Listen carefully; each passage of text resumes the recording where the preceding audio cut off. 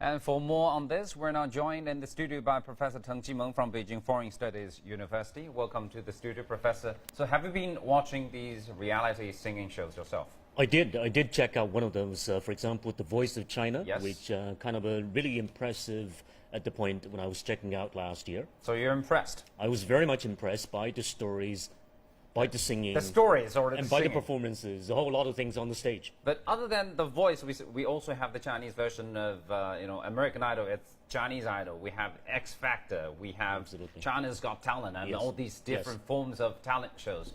What is your impression of the whole thing, the reality singing competition in general? Well, the first one is always good. For example, The Voice of China, which is always very kind of a pioneering, creative, original, and in a sense, it is the leading kind of a program now being shown in China, and shown at the time back in 2012. But then, after second thought and after 2012, I think that see right now, the numbers, I mean, in terms of the numbers, is really too many for me. And also in terms of the content, it's too homogeneous. It's the homogeneity that actually really depressed me this very time.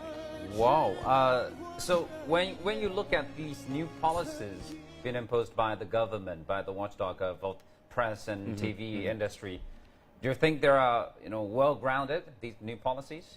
Well, I think it's a very delicate question. It's a very interesting, delicate balance that we need to strike in between banning or restricting or letting the market actually do all what it wanted.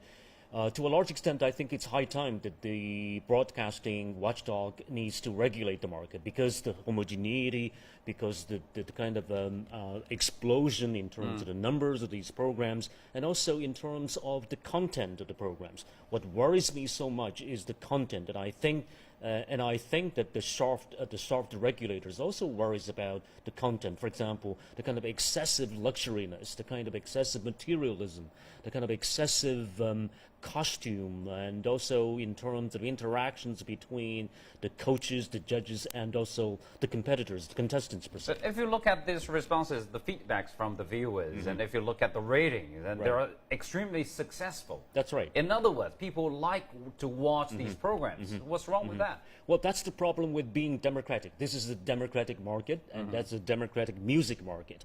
But democracy back in ancient Greece meaning chaos. And that's why we need the regulator, we need SARB to regulate this very market. And for example, once again, the content, it seems to me rather kind of excessive in terms of being entertaining, without being meaningful, without being kind of deep, offering the depth in terms of criticism. But in that regard, can we just let the market force play its role? Well, the interesting and the ironic thing here in China is that sometimes the market didn't play the role of regulating itself.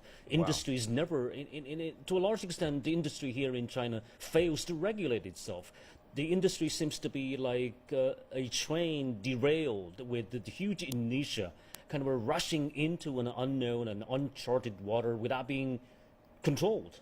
Interesting. Well, I mean, certainly there is this singing reality show fever that is sweeping the whole world. It seems